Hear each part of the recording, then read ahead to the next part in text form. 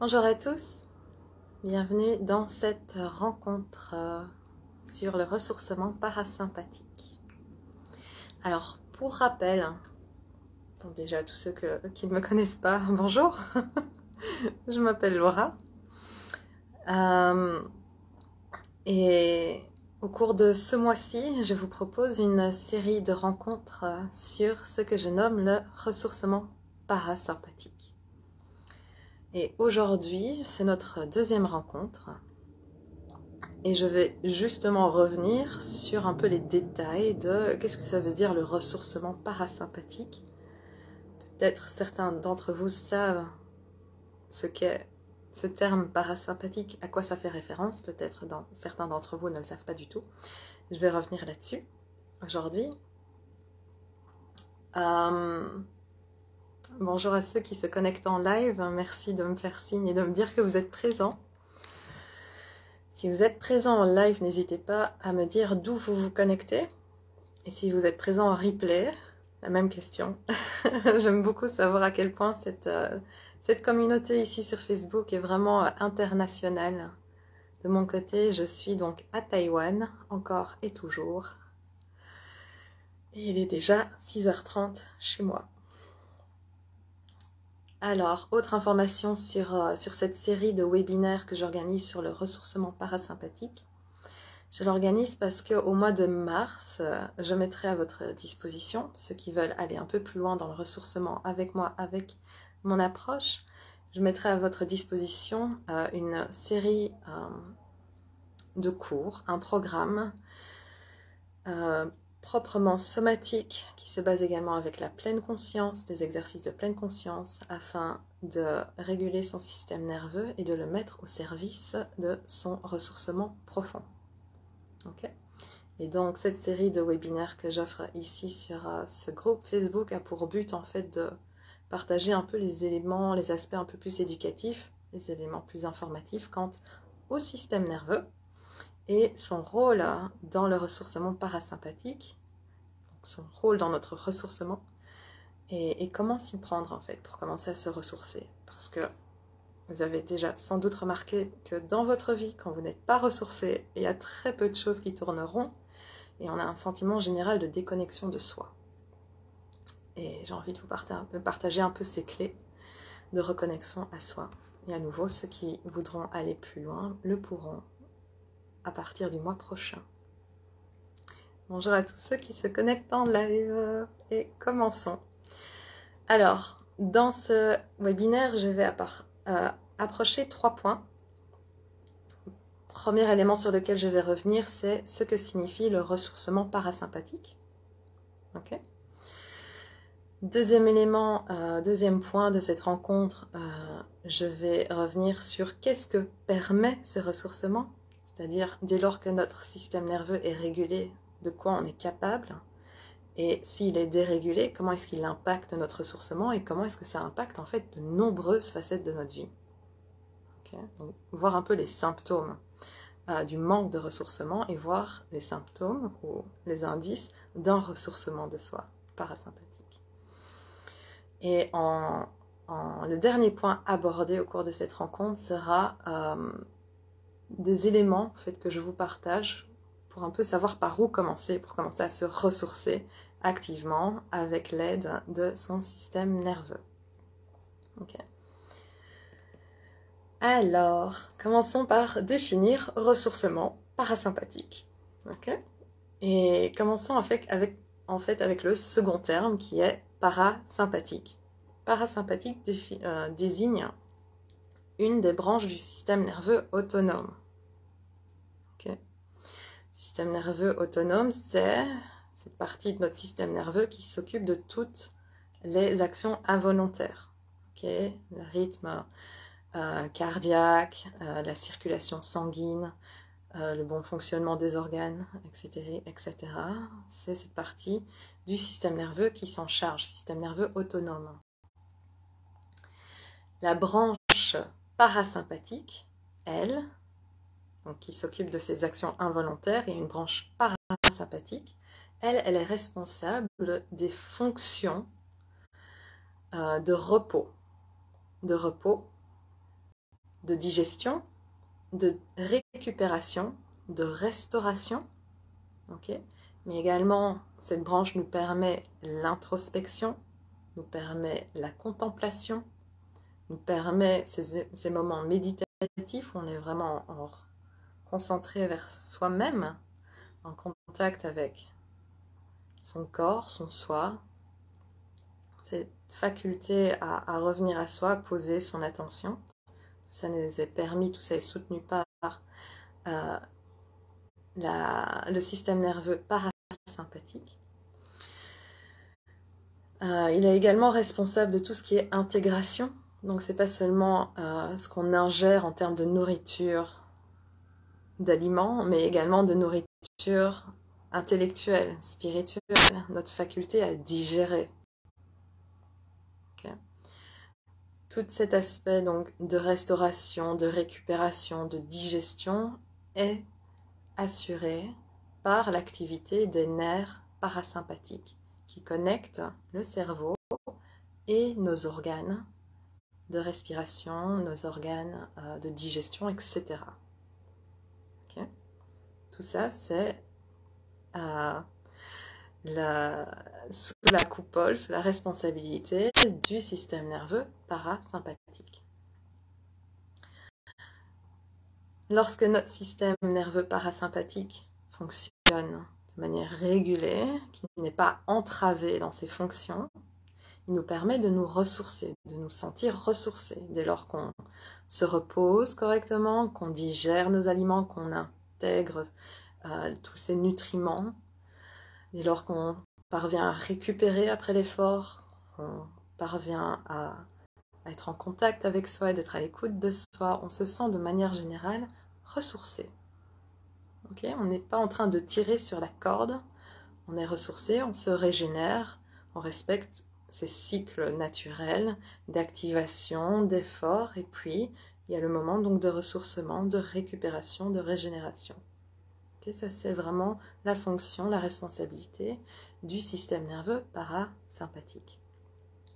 C'est notre corps qui va se sentir en forme grâce à cet effet de récupération, et notre mental également se rafraîchit.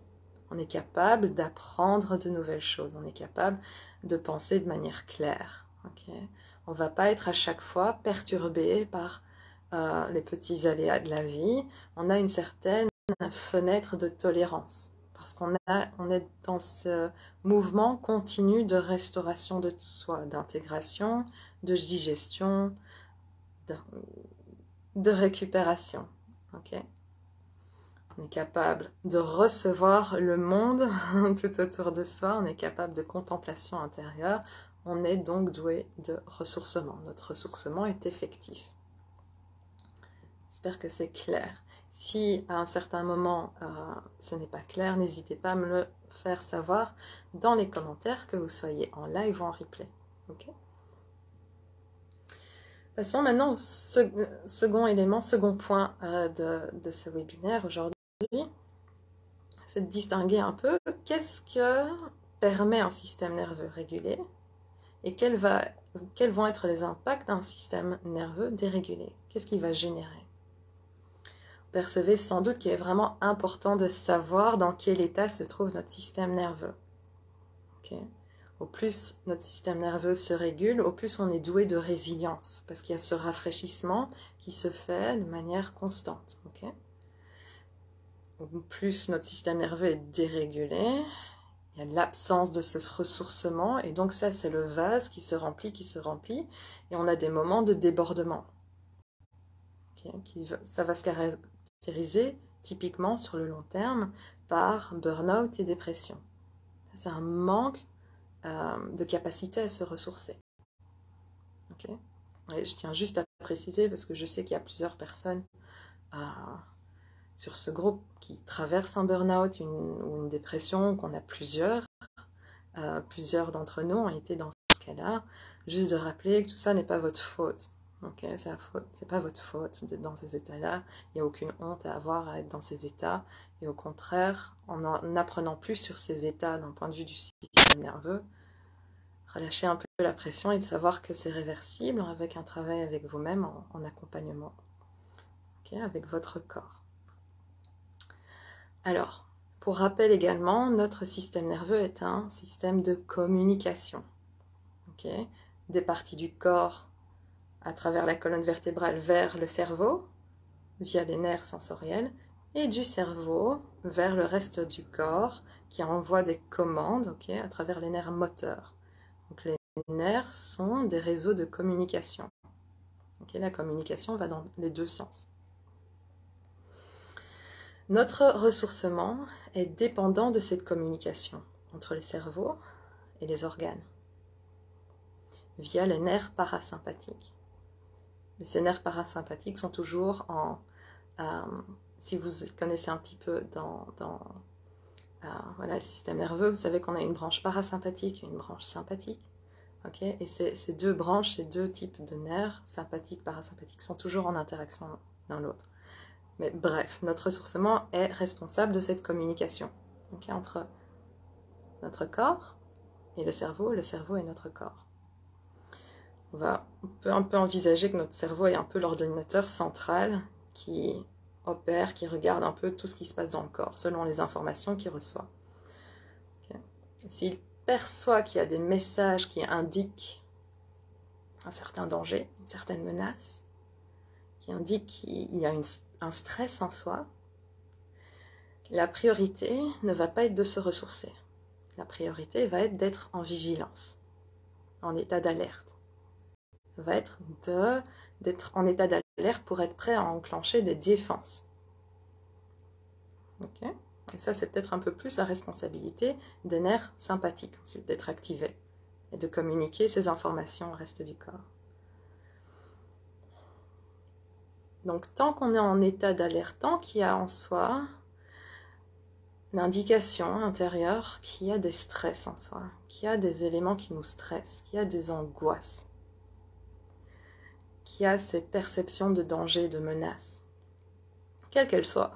Hein, à l'heure d'aujourd'hui, nos menaces, c'est notamment d'ordre financier, ou c'est dans nos relations sociales, c'est nos rapports avec nos collègues de travail, notre boss, etc.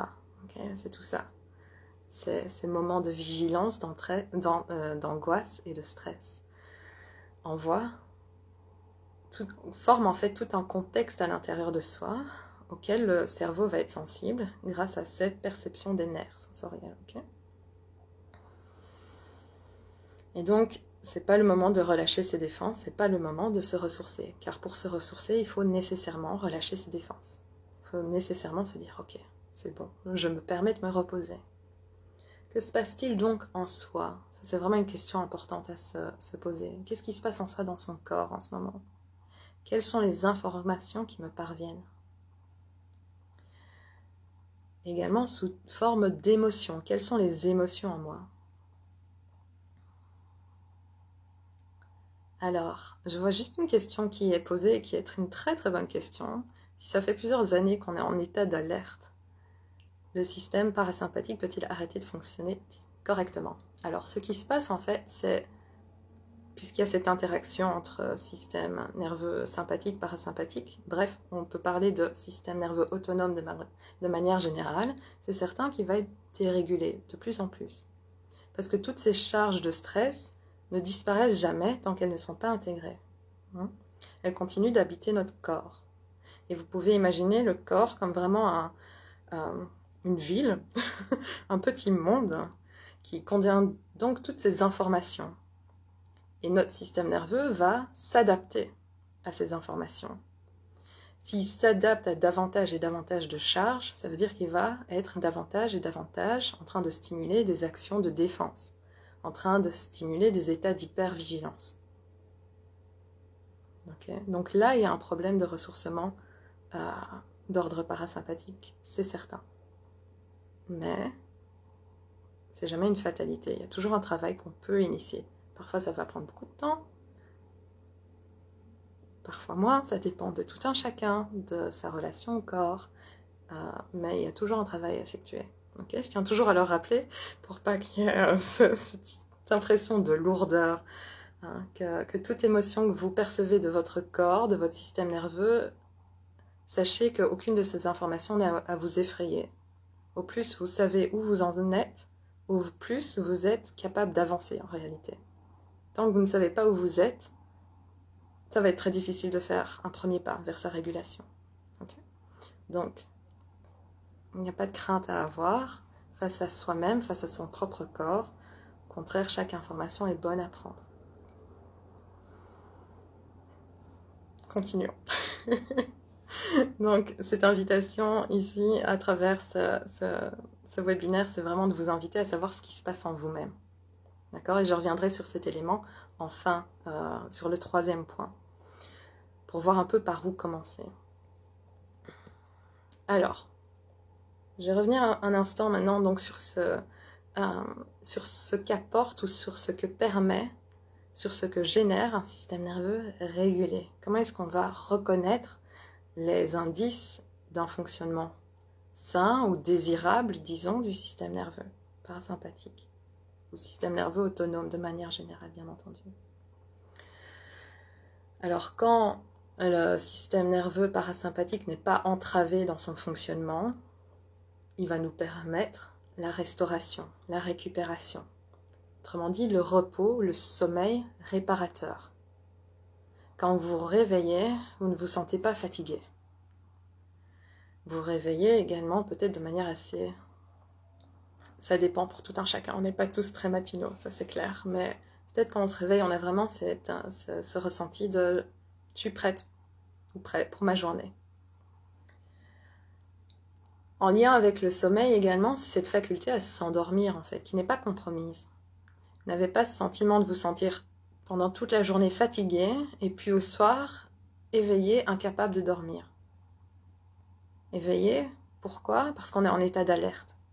Parce qu'on sait que le soir, c'est le moment de relâcher ses défenses et il y a quelque chose à l'intérieur de soi qui ne veut pas, qui nous dit non. Non, on ne peut pas relâcher les défenses. Donc c'est peut-être même parfois le soir qu'on est le plus alerte. Alors que la journée, on a passé notre journée à bâiller. Je me demande si ça résonne avec certains d'entre vous. Moi, je connais cet état. C'est pour ça que j'en parlais. Notamment, c'est important à souligner ça, cette faculté à se sentir en forme au cours de la journée et prêt à aller dormir au moment où il faut aller dormir, c'est assuré par le fonctionnement du système nerveux parasympathique. Okay, de recevoir ces indices de quand il est prêt d'aller dormir et de permettre ce moment de repos. C'est également le moment de permettre ces moments de récupération après l'effort, de recharger ses batteries, de régénérer le corps. Okay? Permettre de relâcher ses défenses pour permettre également donc cette récupération. Les nerfs parasympathiques touchent également donc les organes de digestion. De sorte que si leur fonctionnement le fonctionnement de ces nerfs n'est pas entravé, nous allons digérer correctement. On ne va pas accuser de troubles de digestion. Un système nerveux autonome en dérégulation, qui a donc un trouble de ressourcement, va se manifester très souvent à travers des troubles de digestion. Il y a un terme que je connais uniquement en anglais, qui se retrouve sous l'acronyme IBS, Bowel Syndrome, quelque chose comme ça. Si quelqu'un sait de quoi je parle, il peut le mettre en commentaire. Mais donc, c'est cette difficulté à absorber les nutriments, cette difficulté à absorber, oui, les informations de la nourriture, à nous nourrir, donc à se ressourcer par le nourrissement intérieur de ce qu'on ingère. Et donc, de manière générale, une difficulté de digérer et d'intégrer sa nourriture. Okay? C'est ce qui se manifeste notamment sous dysfonctionnement ou empêchement du système nerveux parasympathique. Une autre chose qui touche plus au monde de notre esprit ou de notre mental, de notre attention, c'est la faculté à être en soi-même dans ces moments de contemplation, la faculté d'avoir ces moments d'introspection, okay? D'être en contact avec ce qui se passe dans son monde intérieur. C'est la faculté à prendre l'attention vers soi, quand c'est entravé, cette faculté, pourquoi est-ce qu'elle est entravée? Parce que justement, on est dans un rapport de méfiance avec l'extérieur, on est dans un rapport d'état de vigilance avec l'extérieur. Donc il y a cette difficulté de voir en soi-même, de regarder en soi-même, parce qu'il y a l'intention de garder plutôt l'engagement sympathique de nos nerfs, de notre corps, c'est-à-dire cet engagement vers l'extérieur pour peut-être initier une stratégie de défense, okay, puisqu'on est dans un rapport de vigilance, d'alerte avec ce qui nous entoure. Dans ces moments-là, on ne se permet pas de ramener l'attention vers soi, parce que ça va empêcher peut-être une réaction de défense. Okay, c'est un peu la logique qui se joue là.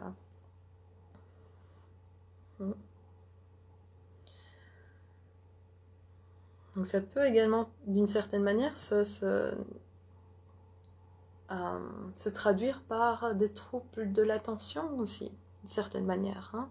Je ne veux pas généraliser, mais il y a quelque chose d'avoir difficulté à se concentrer sur un objet, parce qu'on aura peut-être plus tendance à essayer de regarder un peu partout, parce qu'il y a un peu cette activation à l'intérieur de soi, et assurément cette difficulté de rester en soi-même avec soi-même. Si ça vous parle, ces éléments-là, n'essayez surtout pas à me le dire. Je suis assez curieuse de savoir comment est-ce que vous recevez ce partage.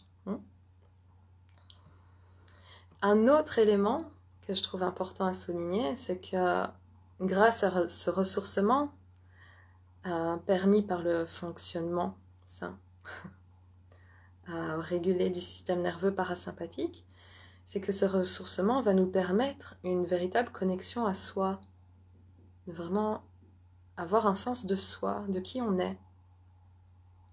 Et ça fait un nouveau sens avec cette idée d'accepter de relâcher les défenses. Okay, quand on doit toujours se défendre contre quelqu'un, on est souvent en train de s'identifier dans nos conflits.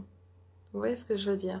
Dans ces positions de « attention, lui c'est le bourreau, je suis la victime », peut-être, par exemple. Il n'y a pas ce sens qui est généré au départ de soi, puisqu'on a du mal à rester en soi-même déjà. Et donc il y a une autre sensibilité également. Quand on est apte à être en soi-même, on est aussi apte à être plus en quiétude avec soi-même, plus en recentrement par rapport à qui on est. Si on a des difficultés à être en soi-même, c'est parce qu'on est en train d'identifier ce qui est en dehors de soi et de se positionner par rapport à ça également. Ce qui altère, bien entendu, notre sens de soi. Qui suis-je?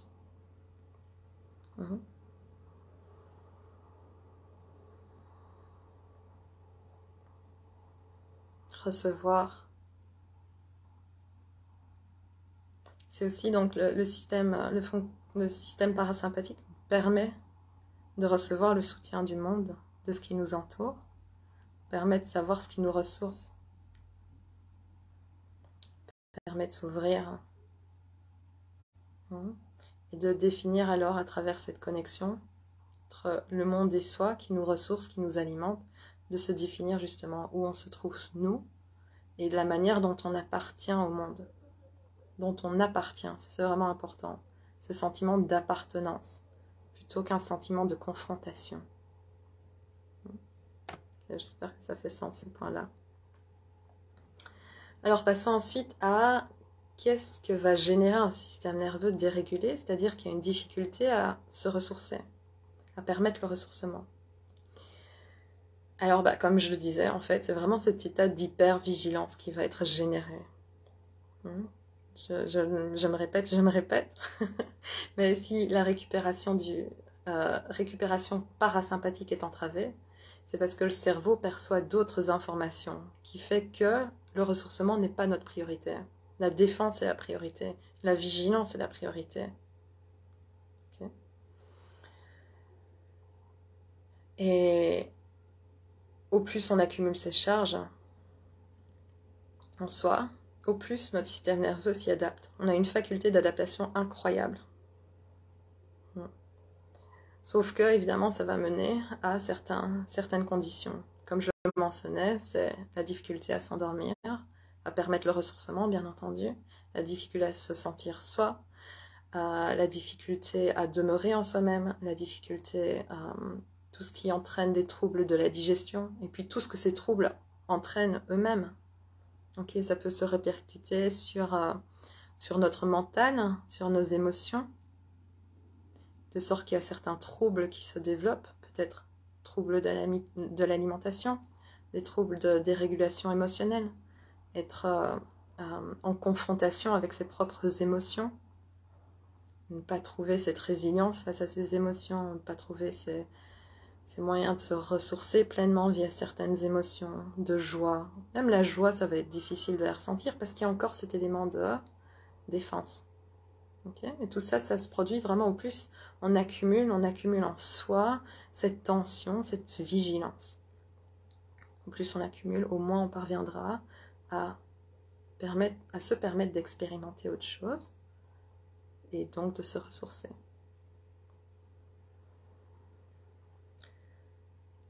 Un autre élément très important ici, c'est que je parle d'accumulation de charges de stress. Et toutes ces charges de stress, jusqu'à présent, jusque maintenant, elles se sont donc produites dans le passé. Donc c'est tous des éléments du passé qui continuent à vivre en soi. Et donc ça affecte immanquablement notre présent et notre présence. Quand le fonctionnement du système parasympathique est entravé, on va avoir de plus en plus de mal à être dans le présent tel qu'il est. Et on va souvent pas s'en rendre compte en réalité, et on va prendre notre grille de lecture du monde comme la vérité, okay? Comme le présent, comme il est en train de se passer. On verra tout à travers ces charges d'anxiété auxquelles notre système nerveux s'est adapté. Mais on ne se rend pas compte, donc, qu'on est en fait juste dans cette accumulation de stress et que ça va conditionner notre lecture du monde. De sorte à ce qu'on vive prisonnier en quelque sorte du passé, de ces charges de stress qui continuent à vivre en soi, de ces traumas qui continuent à vivre en soi. En résultant, ça nous déconnecte du présent, des possibles du présent, de la potentialité du présent. De manière générale, quand je dis que ça nous déconnecte de soi, ça nous déconnecte également donc de notre soi créateur, de notre soi inventif. Okay? De cette faculté à être en soi-même, de recevoir ce qui se passe dans sa vie et de voir que rien n'est jamais tout noir ou tout blanc, qu'il y a du positif et du négatif à tirer de chaque situation. Cette capacité à créer du sens à travers ce qui nous arrive est largement entravée en l'absence de ressourcement, parce qu'on n'a pas les facultés de le faire, on n'a pas les ressources pour le faire, pour changer de perspective. On est de plus en plus dans une perspective étroite, dans une grille de lecture étroite de notre présent. Okay? Il y a un peu un pionnier dans le domaine de tout ce qui est système nerveux, régulation, qui s'appelle Peter Levine, qui disait dans une de ses interviews qu'un trauma est un trouble de la présence à l'ici et maintenant. Un trauma, donc ces charges de stress qui continuent d'habiter en soi, qui sont figées en soi, ces moments du passé qui sont figés en soi, est un trouble de la présence de l'ici et maintenant. Et un refus d'être ici et maintenant. Parce qu'on est toujours dans le passé. Toujours dans ce stress intérieur, toujours dans cette confrontation, dans cet état d'hypervigilance.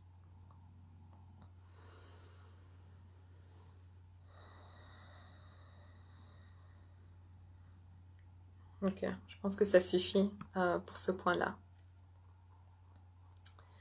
Je vais juste revenir sur le fait de mentionner que sur ce groupe, il y a quelques jours, je posais une question qui est, la question était la suivante: qu'est-ce qui vous empêche d'être là où vous êtes, ou là où vous voulez aller? Qu'est-ce qui vous empêche d'être la personne que vous voulez être en quelque sorte? Et les réponses qui ont été abordées peuvent vraiment être lues de ce point de vue de régulation ou dérégulation du système nerveux et de la capacité à vous ressourcer en ce moment, de ce qui se passe dans votre vie en ce moment. De manière générale, ce qui ressortait des réponses, c'était souvent lié à la peur, d'être immobilisé par la peur, par l'angoisse. Il y avait beaucoup d'angoisse. Donc ça peut peut-être également manifester une sorte de difficulté de trouver sa régulation à travers ses émotions. Parce que peut-être une difficulté de se ressourcer face à ce à quoi on fait face.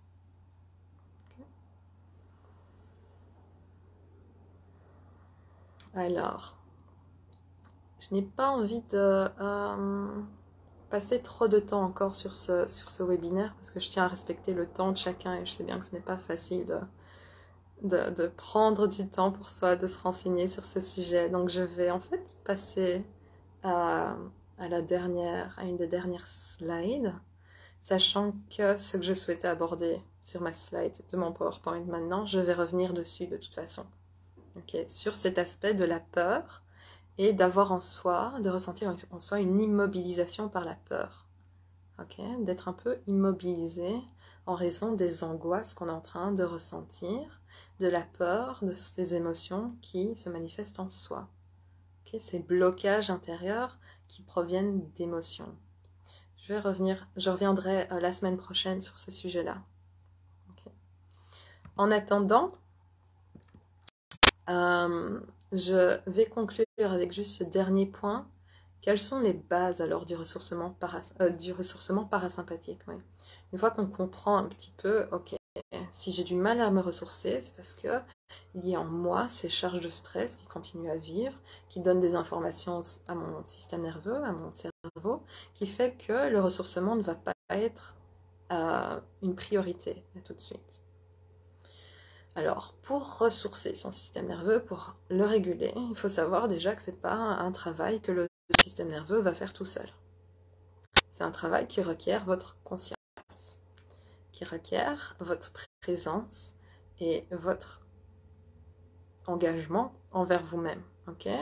Votre coopération avec votre système nerveux. Ça requiert donc une certaine information de votre part sur ce qui se passe en vous, et une certaine familiarisation du fonctionnement de votre système nerveux de jour en jour. Okay? Il faut donc s'ouvrir au langage du système nerveux de son corps et déjà commencer par réaliser que ce langage n'est pas un langage qui se sert de mots. Si c'était le cas, ça serait tellement simple. Imaginez, si notre système nerveux comprenait les mots, on pourrait dire « détends-toi » et ça marcherait. Je ne sais pas si ça a jamais marché pour vous, cette injonction « détends-toi » quand vous êtes sur les nerfs, quand vous êtes déstabilisé en vous-même, quelqu'un vous dit « détends-toi », est-ce que ça marche vraiment? Peut-être ça marche 2 minutes, mais après la tension elle revient évidemment, parce que le système nerveux ne parle pas ce langage. Okay, il parle un autre langage. Le langage que parle le système nerveux, ou le corps, est un langage de sensation.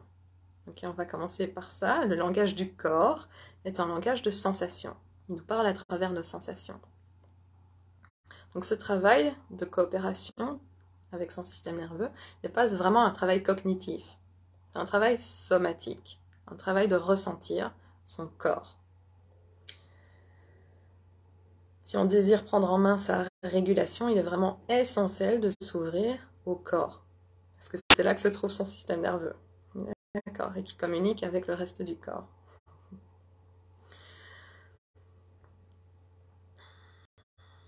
Alors, toutefois, se mettre à l'écoute du langage du corps n'est pas chose aisée. Parce que ça demande une certaine introspection, n'est-ce pas? Et ça, si on se sent déjà en difficulté de ressourcement, pour certains d'entre nous, ça va être quelque chose d'assez difficile à faire, de se permettre de tourner le regard en soi-même, d'écouter nos sensations. Pour certaines personnes, s'ouvrir à son propre ressenti, ça va être vecteur de danger, d'insécurité. Et là, je vais juste mentionner alors un autre élément, une autre façon d'entrer en contact ici de manière plus précise avec son système nerveux autonome, qui est l'orientation vers la sécurité. C'est un élément important à vraiment bien l'avoir en tête, c'est que notre système nerveux autonome, sa fonction première est de nous maintenir en vie. Pas heureux, en vie. Ce qui veut dire également que il va naturellement chercher à s'assurer que notre environnement, ou ce qui se passe, en tout cas, ce qu'il perçoit du corps, ce qu'il perçoit de l'environnement extérieur, est sécurisant. Qu'il y a une absence d'insécurité. C'est pas juste l'absence de danger, c'est la présence également de sécurité, la présence donc d'une certaine connexion sécurisante avec soi et son monde. Ça va être donc important d'apprendre à contrôler son attention, d'être avec son attention et de l'orienter. Quand je dis contrôler, c'est l'orientation de son attention vers ces manières dont nous sommes en relation avec soi-même et le monde. De l'orienter vers de la sécurité, vers la perception des indices de sécurité. Ce qui va nous permettre petit à petit de négocier un peu ce qui se passe en soi en termes de charge, de stress, de désactiver ces charges et de se permettre de reposer de plus en plus dans le présent. Ok? Donc, j'ai juste discuté 2 points jusqu'à présent, il en reste un. Une des bases du ressourcement parasympathique, c'est de comprendre qu'il faut parler le langage du corps, il faut commencer à écouter le langage du corps, et le corps nous communique par la voie des sensations. Parler le langage du système nerveux également, qui est la sécurité, et donc travailler sur notre orientation consciente vers la manière dont nous sommes en relation sécurisante avec ce qui se passe en soi, autour de soi. Et tout ça repose sur un 3e élément qui est développer sa capacité d'attention continue. D'être attentif, pas alerte. Okay, pas dans cet état d'hypervigilance, mais de réclamer sa capacité à faire attention, à être attentif.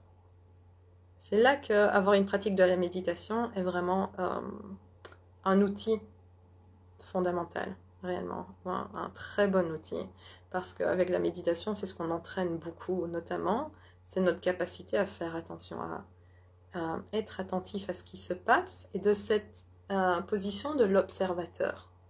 Ok, pas une identification subjective à ce qui est en train de se passer, mais cette capacité d'avoir un peu plus d'espace en soi, d'observer ce qui se passe, sans s'y identifier directement. Développer sa capacité d'attention continue va nous permettre de rendre les processus inconscients conscients. Ceux qui font avec moi le programme Devenir son propre remède, je leur bassine les oreilles avec tout ça. Rendre les processus inconscients conscients. C'est vraiment essentiel, hein, parce qu'on passe la majorité de notre vie en autopilote. Vraiment, la majorité de notre vie, de nos journées sont passées en autopilote. Ce qui veut dire aussi qu'on est perpétuellement dans la reproduction de ce qui se passe en soi. Dans nos lectures, à travers les filtres, lecture de la réalité à travers les filtres qui nous habitent. Et c'est important de savoir ce qui nous habite, précisément parce qu'on est dans cette reproduction mécanique, automatique. Donc autant savoir si ce qui est en soi, c'est notre soi, ou ce sont nos défenses, où on est dans des états de défense, parce que c'est comme ça qu'alors on va perdurer dans nos vies, demeurer dans nos vies, dans des états de défense. Okay. Donc développer sa capacité à être attentif de manière continue afin de demeurer de plus en plus dans l'instant présent. Au départ de cette posture de l'observateur, sans donc être victime de ses émotions non plus, mais être capable d'avoir assez d'espace pour percevoir ses émotions telles qu'elles sont. Okay. Et également commencer à percevoir les nuances, les transitions, les différences. De plus en plus, avoir cet espace en soi, grâce à cette posture de l'observateur, grâce à cette posture de l'attention continue, pour également questionner peut-être un peu nos filtres, à travers lesquels on voit ce qui se passe. Dire, est-ce qu'il n'y aurait pas une autre manière d'être présent à ce qui se passe? Ça, c'est déjà vraiment vecteur d'émancipation, de libération, d'intégration de ces charges, de désactivation en tout cas de ces charges de stress à l'intérieur de soi. Parce qu'on va faire plus d'espace pour une autre lecture, pour une autre grille de lecture, et plus d'espace en soi, plus de capacité en soi d'être dans l'instant présent également. Okay? Pour ce qui permettra évidemment le ressourcement par la suite, et donc d'avoir un sentiment grandissant de qui on est, où on se trouve, ce qu'on veut, etc. Ok, si vous avez des questions, je vais vous inviter à vraiment toutes les noter en commentaire. Je reviendrai vers vous en réponse à ces commentaires. Où il y a encore juste quelques minutes, si maintenant vous voulez me poser une question, et je vous en donnerai la réponse tout de suite. En attendant, je vais vous inviter à me dire si vous aimeriez rejoindre la liste de diffusion que j'ai mise sur pied, qui me permet de vous envoyer des mails de rappel de ces webinaires, si vous intéresse, si vous aimeriez en savoir plus. Et également, suivant chaque webinaire, le mercredi, je vous envoie un mail où on va un petit peu plus loin sur un élément que j'ai abordé au cours du webinaire du dimanche. Okay, je vais plus loin dans un élément, soit je vous donne plus d'informations, soit je vous guide à travers un petit exercice. Si vous voulez en savoir plus, indiquez-moi en commentaire que vous aimeriez faire partie de cette liste de diffusion. Et donc, je vous retrouve dimanche prochain pour davantage sur cette réaction d'immobilisation par la peur, donc cette dynamique inconsciente qui opère dans nos vies, dès lors qui sont à l'œuvre dans nos vies, dès lors que notre branche parasympathique n'est pas est entravée dans ses fonctions de restauration, et est au contraire mobilisé dans des réponses, des réflexes de trauma ou des réflexes pour la survie. On va aller un peu plus dans cette approche lors du prochain live, afin de stimuler toujours plus de compréhension des dynamiques qui sont à l'œuvre dans notre vie et comment est-ce qu'on peut rectifier un peu ces raccords afin de soutenir notre ressourcement et ultimement notre émancipation. Voilà. Merci pour votre présence, ceux qui étaient en live, ceux qui seront en replay, et je vous souhaite une belle journée, une belle fin de journée. À bientôt.